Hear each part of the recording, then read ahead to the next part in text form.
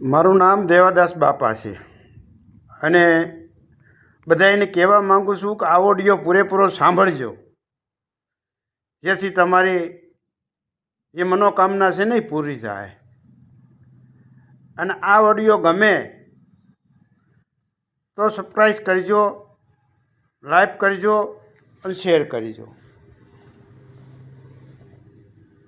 હવે વાત એ કરવાની છે તત્વની વાત. લોકો કહે છે કે તત્વ એટલે શું? આ તત્વથી આખું દેહ ભરેલું છે અને તત્વથી જ આ દેહની ઓળખાણ થાય છે. એટલે મૂળ વાત છે એ તત્વની જ વાત છે. નામની ઓળખાણ, દેહની ઓળખાણ, જાપ અજંપા, ગુરુ મંત્ર જે વાત છે એ જ્યાં સુધી તત્વ ઓળખ્યા નથી અને તત્વ ઓળખાણ નથી ત્યાં લગી અધૂરી ગણાય. ગુરુ ધારણ કર્યા છે છતાંય તત્વથી નથી ઓળખાવ્યા તો ગુરુ જ્ઞાન ક્યાંથી આવે? ગુરુ ઉપદેશ લીધા પછી ગુરુ જ્ઞાન ન આવે. કંઠી બાંધી લીધો, ટીલો માંડી લીધો અને મંત્ર આપી દીધો, જેનાથી આપણે જન્મથી મરણ સુધી એ મંત્રનો ઉચ્ચાર જ કર્યા કરી તો એનો કોઈ અર્થ નથી. પહેલાં તત્વ જાણવા જરૂરી છે. એટલે મારી વાતો તમને બધાને ગમે જ છે અને મારા ઓડિયા જોવો જ છો, સાંભળો જ છો. અને પછી મને ઘણાય લોકો એવા પૂછે છે કે બાપા તમે કયા સમાજના ભગત છો, ક્યાં સમાજના સાધુ છો, એવું મને પૂછે છે. અરે મારા બાપ, ભક્તિ કરવી હોય તો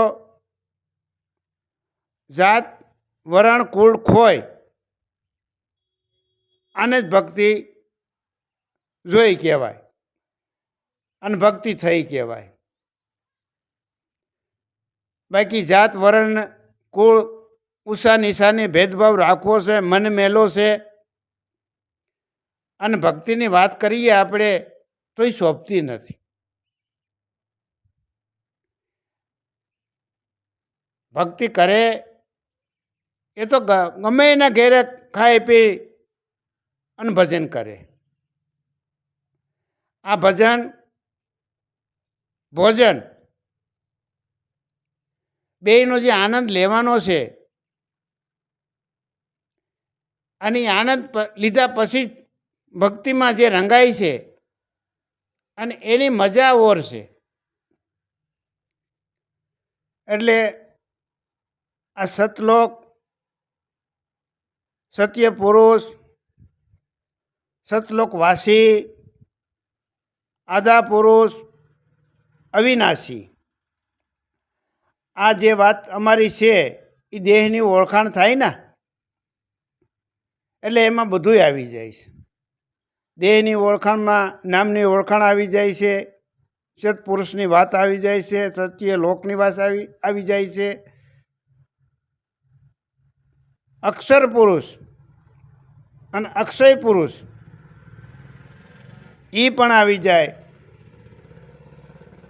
એટલે કોઈને તત્વ જાણવા હોય અને ઈચ્છા હોય ને તમન્ના હોય અને જાતિ વરણ ન નડતું હોય ને બાપા, એ જરૂર મારી મુલાકાત લે.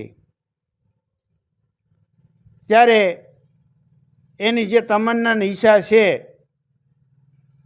એ પરિપૂર્ણ થશે.